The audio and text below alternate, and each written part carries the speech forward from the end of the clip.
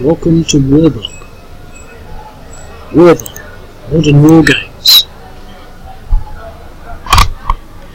Ever since my Microsoft update, I just cannot get this microphone to work, so I'm going to speak right into it. It's about 2 inches away from me. I've also reloaded Firefox, and you can't see the Microsoft propaganda adverts up here appearing. I highly recommend the ad blocks. Anyway, I still run ads because I have every right to run ads, but here we're looking at the Kenema and Momoh regime, Sierra Leone Civil War. I would have called it the Sierra Leone Civil War, but it's not all of it.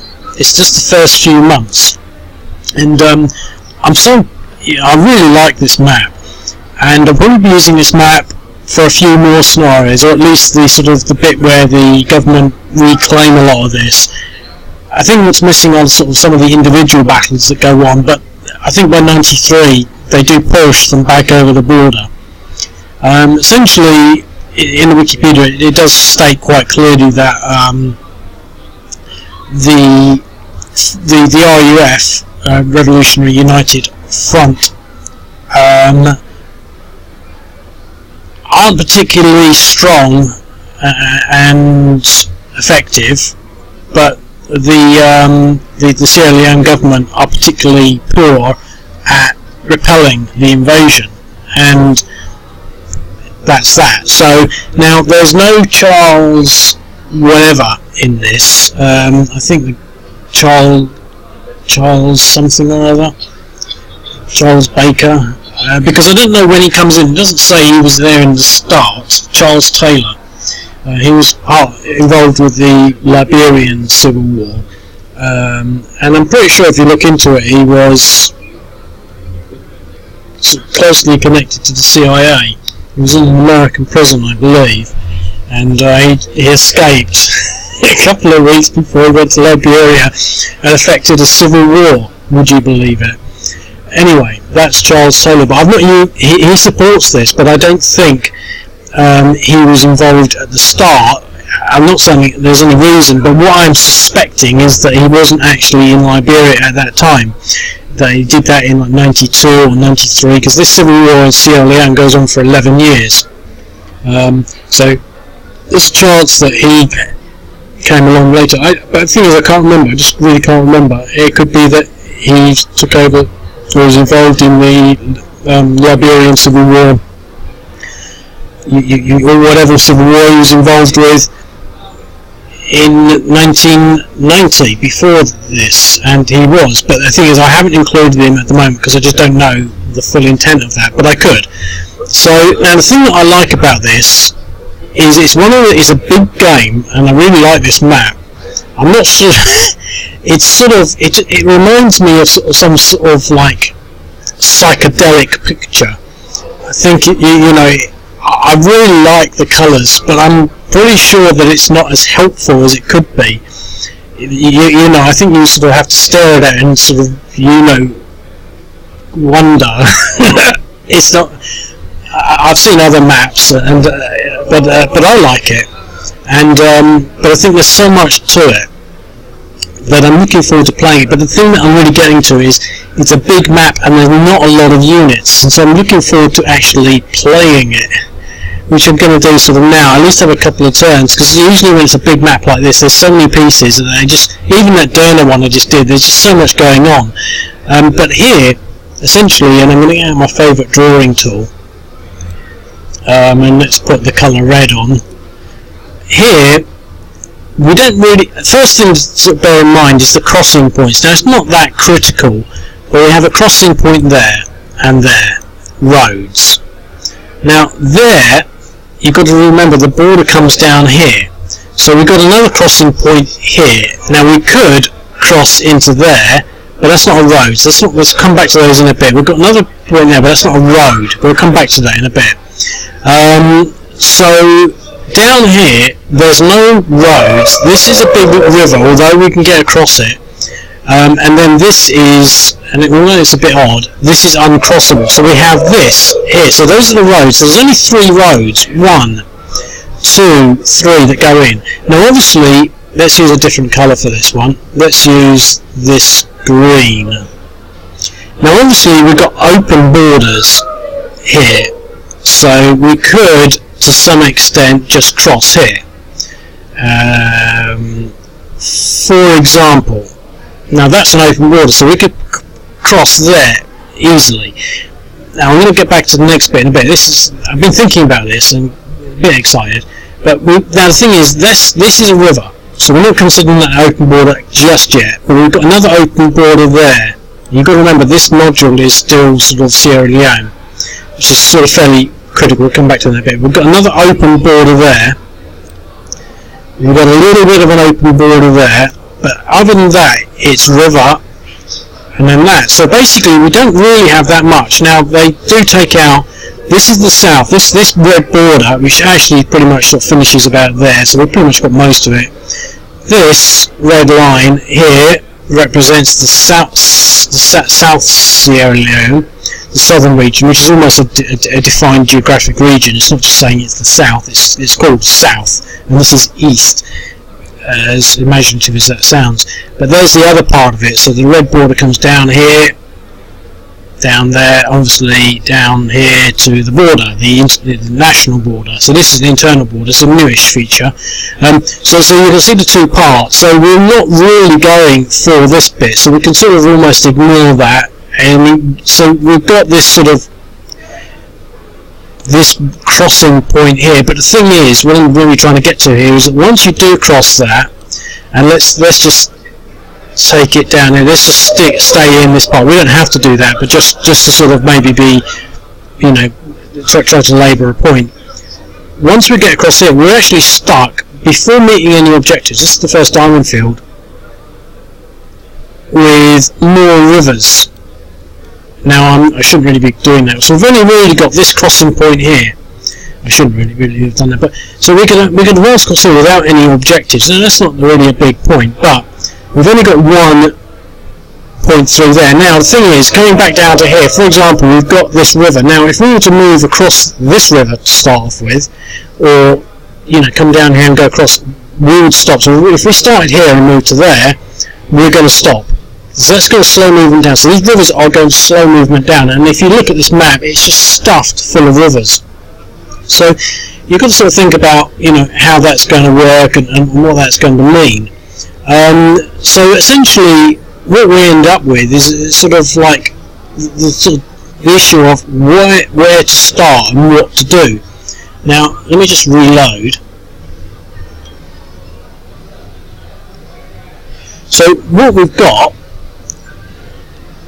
what we've sort of got is limited border crossings in the purest sense. We've got 4 roads that we could shoot along. So in theory, we could shoot along this road. So if we look at just these 2 places here and look at their significance, let's do this in brown.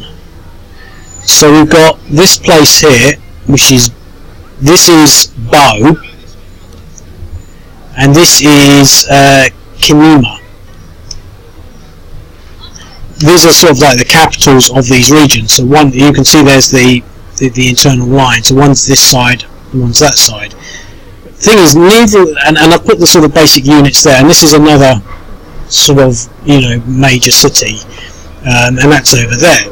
I'm not sure really what's more important, you know, why there's no troops in Moyamba. It's just I haven't put them there. Just really to represent that they don't have a lot to face each other, and that's, as I said a little while before, it's interesting because there's not a lot of units. So essentially we could go all the way down here, and into Commambum. You can't really see that line, so let me choose some other colour.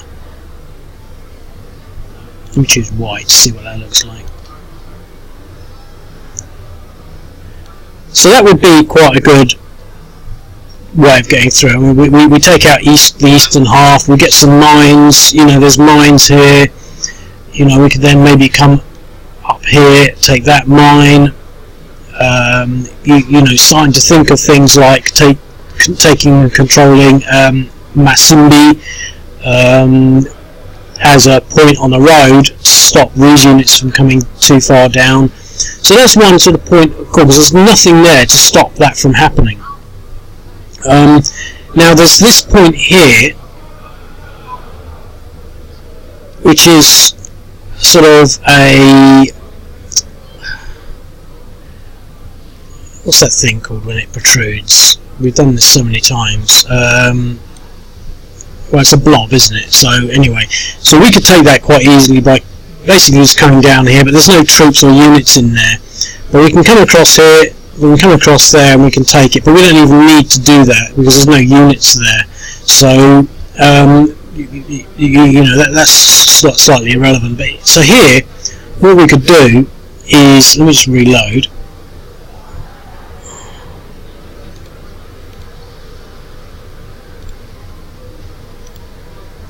So we've already determined something that we can do with this unit. Now here, we've got this road that goes into here, and maybe I should put some police units in some of these just to sort of make it clear that you maybe got to, I think I'm going to do that actually, just a few more police units, just to sort of, so that you've got to do something a little bit more than just move, you know, move out, so to speak. But this unit, now he can come across obviously there, but from there, so thinking, well, if this guy is taken, if this guy's objectives looks something like this, as I'm pretty sure he could do, this guy's objectives, well, he's getting a little near to there, but he could say, right, I'm going to secure the, I'm going to try and get as quickly as I can to these diamond fields. But the thing is, these diamond fields are surrounded by water, so we'll be able to get there probably, but then we'll be stuck. But it's an incredibly good defensive position. So we can sort of move there and down here and somehow try and defend either along this side of the river or even try and take out this side. Now that could be the objectives for that in the first instance. Here, now again, we're getting into sort of complicated territory really, because he's got to, you know, there's all these rivers, you see. So I'm sort of thinking, well, in the first instance, there's not much that can be done, but taking this place out might be some, you know, worth doing.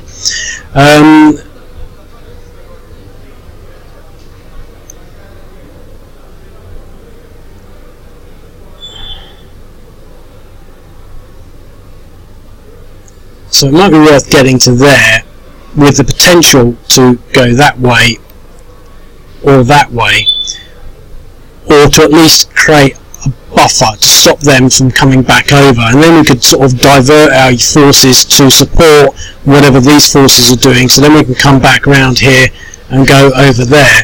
Now these units, I put them there deliberately because it's a really inconvenient place to be, because if they go across here they stop,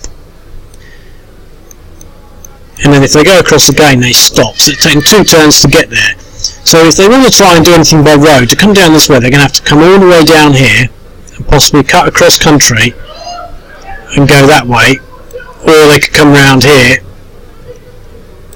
and cross the river. So we'll come back to what these people do in a bit. Or they've sort of got to either bite the bullet and go over land, or they can sort of somehow come up this way. You know, and where you take these units, I think is going to be interesting, and especially when you consider sort of like trying to get them into play sort of earlier on. And now these units obviously have got a little more play. I mean, they can take these bauxite mines straight away. And then, now this is interesting because it doesn't actually come down to the sea. There's a lake there, and to be quite honest, I haven't really finished this map. I thought I would, but I've completely forgot. A lot of it, I mean, to start off with, it's not all desert. I just forgot to do the default, and to change each hex is a pain, so I just left it as that. But it's probably not too far off. But a lot of this should be marsh. I might do that later. But after we've taken these units here, we can sort of come down and take these areas here. So that's sort of what I'm thinking these units can do. Now here, I just don't know really. I think it might be best to sort of bite the bullet and just go straight across. But what I'm going to do is because the thing is I want to sort of contest these units here at the earliest possible stage. Now the thing is, the other sort of thing to bear in mind with regards to these units is that if they stay there, we don't really have to worry about them. We can take these objectives, which is to some extent what it's all about, without worrying about them. So they're going to have to move if they're going to want to actually do anything other than just sit there and not be attacked. So let's reload and let's start moving. So we've defined what we're going to do with this one. So I'll move one unit from each stack, one unit from each stack apart from this one, to sort of define the limits of where we can get to. So one move along this road leaves us with just 0.6. So they're going to be able to go almost 10 hexes, which is a lot. So I should really put some police somewhere. It's 0.6. They're going to be able to go 10 hexes along this road. 1, 2, 3, 4, 5, 6, 7, 8, 9, 10.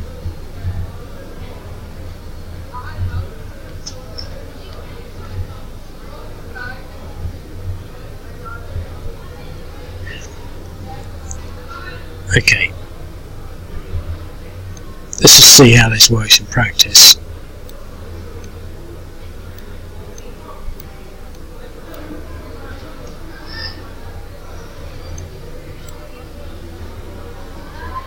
So he's got 2. Yes, I was right. So he's got no more movement, but that's fine.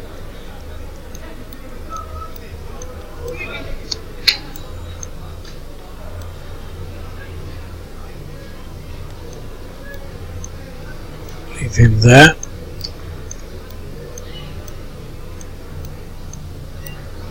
So we've got 2 of the diamond fields. Now these guys are going to try and move someone into there. His movement should be 0 now.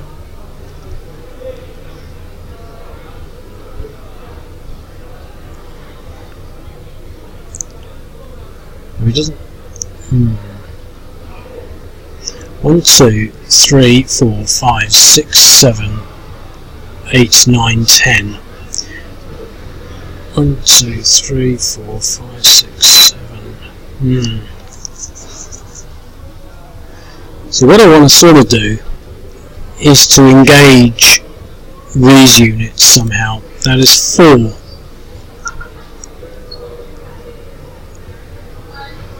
Right, first off we're going to take this bauxite mine.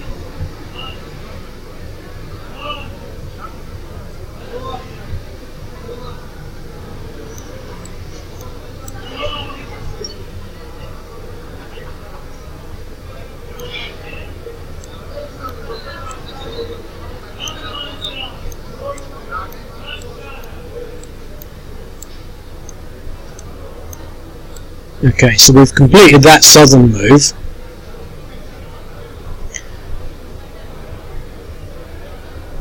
One, 2, 3, 4, 5, 6. 1, 2, 3, 4, 5.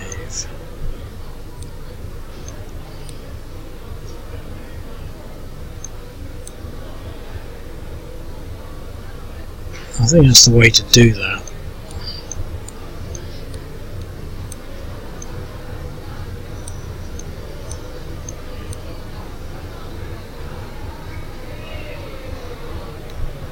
Seem to have had 4 units in there.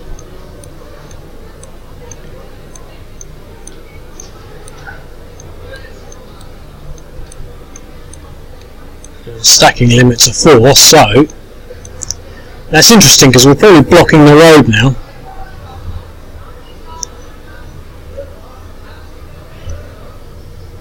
Let's see whether the road is now blocked. Yeah. Oh, that's just typical. It's not a big problem.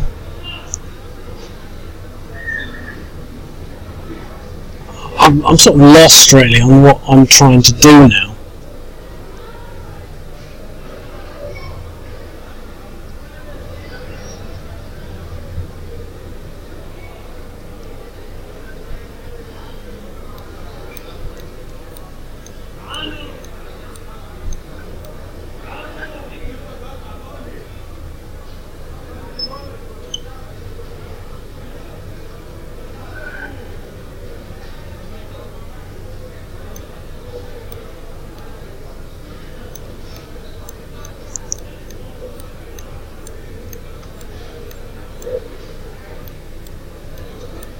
we've got to contest. We've got to contest this city with these units. And I'm going to bring these guys down to sort of help with that.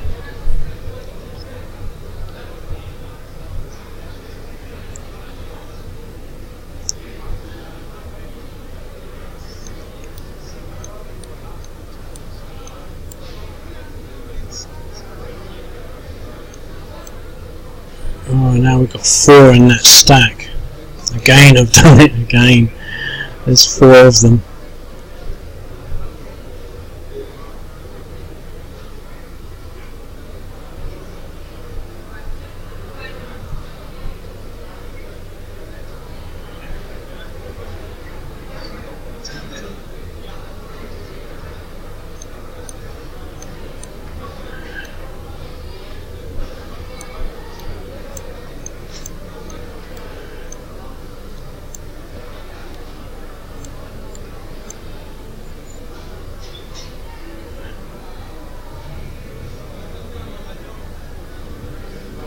I don't know why he's at 0.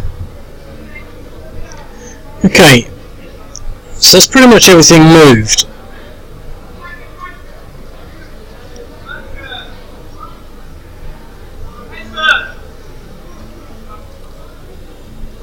So, end that turn. So clearly we're now contesting these objectives. So the question is, what do they do? Well, we've got 4 units in there. Now obviously that, you can't make it out, but that is a river hex. So going across this river, they're going to be over a bridge, they're going to be whatever it is, you know, at least halved. I don't know what the odds are.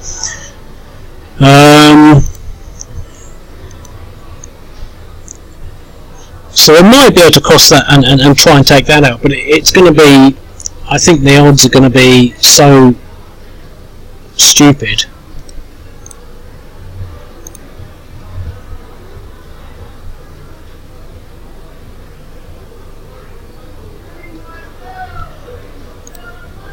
Rivers are a thicker blue line. Rivers at bridge crossings have an attack modifier of 0.4. So that means that your attack modifier is times 0.4, so it's less than half. Armour can fire over as normal. No units can move over a river other than the Special Forces, Marines and Amphibious units. So they're going to be attacking at 0.4. So they would possibly be able to do a 2-to-1 attack. No, it'd be a 1-to-1, wouldn't it? It'd be a 1-to-1. Because if it's half, it would be 2. So it'd be a 1-to-1. They could do a 1-to-1 against that. In both cases, they lose the city. So this is where it gets really sort of interesting, because it's so sort of vast that you can't really sort of figure it out straight away. So this stack is sort of, although you think, oh god, it's mighty and it can do something, it sort of can't. Now I don't want to do this 1-to-1, because if I get an AR, that's that. So again, it sort of, what it's spelling out is that the Sierra Leone forces are not really capable of doing much. However, that's just that stack. So we've got this one here. So what to do here? Well, we know that this is a river, obviously, but it's got crossing points. So this river comes up here. This is so sort of, you know, the geography of all these rivers is just so significant. It's quite bizarre, but and the question is, do we want to actually move them out? I mean, it's an objective. We don't want to leave it undefended. But can we do something down here? These are not big units, but it's still just 1-to-1. So we got two infantry and 2 motorised infantry. So we could possibly move these 2 motorised infantry out and try and at least challenge these units. So I think I'm going to do that, but the thing is, they will be able to counter-attack at 5 to 1. If I bring both of them down here, they'll be worth 2. I can attack them 10 with a factor of 10, and that'll be a 5 to 1. They're going to get beaten back. So the next thing to sort of consider is the best defensive position. Now what we do have here is this stack. It's the same sort of proportion, but they're tougher units. So we can definitely... So what are we going to do with these units? Well, if we leave them in stacks, if we leave these doubled up in stacks, they can't be attacked readily. So where can we possibly get? 1, 2, 3, 4, 5, 6.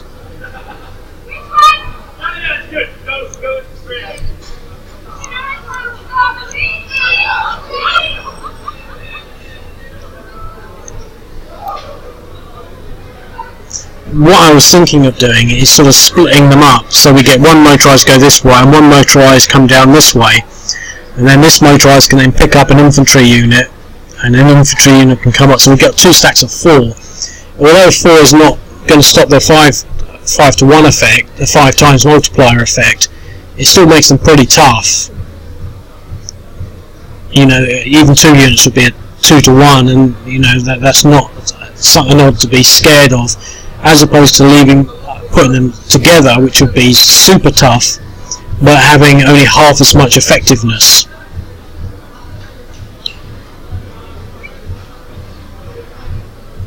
And I think I'm going to do that.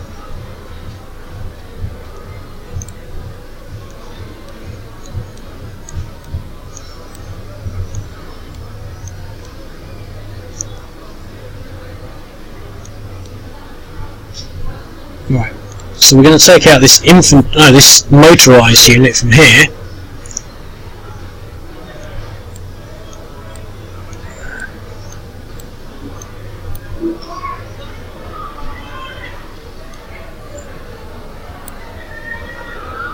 So they're going to join up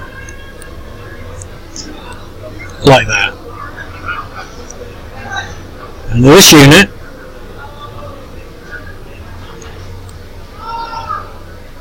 it's got no more movement, so we're going to play the same game with those. Now here, I'm definitely going to leave one unit behind, but I think I'm going to move one of these infantry units somewhere to at least bring some sort of semblance of protection, maybe down here at Muyamba.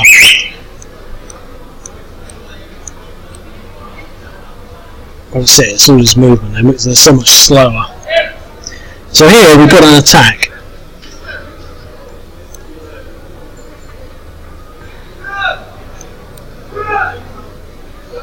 So there should be a 4 to 1. Yep, and we've got a DE result, so we pushed them back. And they went back into there with depression 2. But considering that's about all they can do, we don't want to risk an AR here. We're stumped out here, we've moved what we can, we're leaving him there, we're going to put him into Moyamba. That's about as much as the defensive capability of the Sierra Leone forces can muster at the moment. Now, there are sort of fairly regular and consistent reinforcements, not too much, but enough to sort of like say, well, this is useful. We've got this little guy here appearing. And I think this is, as far as it's gone at the moment, it really sums up the flavour of it, and I do sort of like these sorts of games, and I think maybe more of the Syrian Civil War ones could be a bit more like this, where there's not tons and tons of units, because you sort of get this sensation or this feeling that there is sort of like certain front lines, but at the same, because I think the thing with the Syrian Civil War is you sort of think, well, okay, I can just go down here and get behind the flank and go down this way, but when you're playing sensibly, there's not much point. This is the front line now. We've defined the front line there. We've got an engaged sort of front line about here. We've got a front line there. We've got lots happening, but it's very spacious, and you can sort of say, well, we had some units here, and we sent some this way, and some down this way. It's got a semblance of the movement there's a river missing there. Look, I'll have to make a note of that.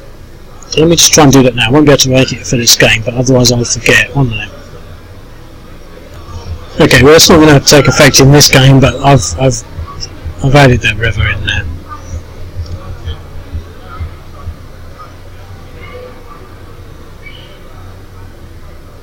Okay. So it's now the RUF turn again. Now the question is, can we do something here? It would be nice to push them out.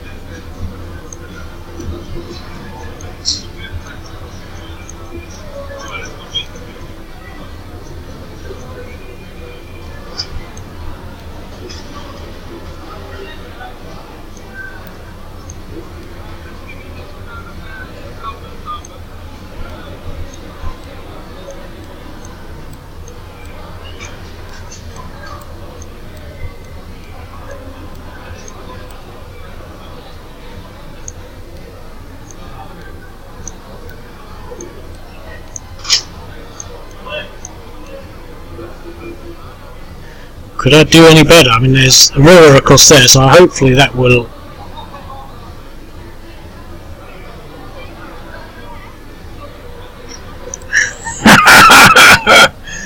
Oh, back to game. Yeah. Well, I'm going to have to leave it like that, really, because I've made a complete mess up of it. The mess up being that I've flagged them up as insurgents. They're not insurgents, they're irregulars. So he tried to just do a car bomb attack into there. So I'm not going to be able to do anything more because I'm not going to be able to do any fighting. But I think you get the point. It doesn't really matter really too much about you know, the mistake. It'd be interesting to see what that battle result would be like. But it's a fantastic little game. I couldn't believe it when I looked it up and I thought I'd done the Sierra Leone Civil War, and to be quite honest, it was a bit of a... I mean, I can't remember one war from another, to be quite honest. I mean, I've been doing it for a while and I still can't remember a thing. That's why I sort of do it. I like, you know, to have this sort of resource on the website where you can go in and get an instant look. You know, one of the things I've never been is one of these people that's so knowledgeable that I can bore people with endless conversation. I quite often forget critical bits of information, you know, being half senile, and I wouldn't make a good public speaker. I'd be constantly forgetting things. But the point is that I know there's still a huge amount that's not been done. You know, even, I mean, for example, the Israeli wars, Arab-Israeli wars, I've done basically nothing from that. Mainly because they're so complex, and you have to be a little more careful about, you know, not so much careful for any particular reason, but you have to spend a lot more time because there's much more information. Now, I started off with the 47 war or whatever it was, and I've done all of it apart from one last battle, and plus a comprehensive, maybe all in one go at it. But the point is, there's so much to be done, but I feel like I've done quite a lot already. But when you find that, you know, I haven't touched the Sierra Leone Civil War, it's sort of like, well, bloody hell. And there's 11 years of it, so there's going to be more to get done with this. But it was quite a shocker to sort of realise I hadn't done it. But I think it's definitely an interesting one. It's got the interesting elements of a lot of units, space, and all these rivers really, I think, are going to come into play. It's going to be really interesting to see whether or not it's actually it actually goes sort of historically. I mean, the way I've sort of put it together is to sort of give the Sierra Leone forces, you know, the inability really to sort of to just push these irregulars out. So there's going to be a bit of toing and throwing, but I think, you know, if this battle goes off well, I mean, if we could delete that, if we could eliminate that stack, I mean, that would just change everything. But to be quite honest, it's a possibility, but I don't know what the odds are going to be. They're going to be 4 times 3 in a city, so it's going to be 12, and we're going to end up with 10, 20, 30, 40, 50, so it's going to be a 4 to 1. So it's quite likely, but it's not a 10, so it's going to be a 3 to 1. But that's if we get the odds. They might not give us the odds. I can't really remember how that works. So you've got some important decisions. You know, I mean, we didn't make these decisions lightly. We left them there consciously because we didn't want to sort of leave these things open, split our forces up, and be, you know, attacked elsewhere. Best to just hold the ground and then see at least what reinforcement effects that this can have. They do get sort of more reinforcements on later, you know, going forward, and they do get some sort of like motorised and some mechanised units and some artillery. So do these people. So it's be interesting to see how that pans out in the long term. But I think because it's a big map and so few units, it gives you a lot of strategic options for playing it differently again and again. And because of the reinforcement flow, you know, the dynamic should change. You know, you sort of be making decisions now and then realise, well, hang on, I get a load of stuff on. You know, if I just hold back and wait for that stuff, or if, you know, even down here, and sort of figure I'm going to lose that, so retreating straight from here and creating an extra strong line here and consolidating all these forces. You know, there's so much thinking that can be done into this game. When I put the map together, it wasn't just, oh, this is a great map. I can just, you know, it just seems that there's so many options in that, and especially with the low density sort of, you know, unit force order of battle, it just seems that there's, you know, endless frivolity that can be had. That's not the right word. It's just sort of, yeah, something about having a really nice picnic or something like that. Yeah, it seems like could be very, very interesting for a lot of different reasons. Okay, I'm going to leave it at that anyway, because I can never remember whether or not my audio works. I mean, I got a brand new microphone because I'm at a different location. Normally I have another microphone, and it's just an old microphone that has just almost a, you know, like a ½ centimetre recording head on it, but that's the external one. It's not the one in my laptop, which is like 2mm diameter thing. So, but I don't know what's happening. It just seems that the audio has just gone pear-shaped since Microsoft updated it. But anyway, I'm going to leave it at that. Hopefully you're thinking, oh god, you know, I really want to play this. Remember, you can play it against other people online through the IP thing. You can print it out, play it with your cat or your dog. You know, they're probably quite good strategians. I wouldn't recommend playing with mice. I tried to play with my mouse today, but it ran off. It didn't really want to play, and the last I saw it was bounding down the road, and it hasn't come back. Okay, I'll speak to you later. Cheerio.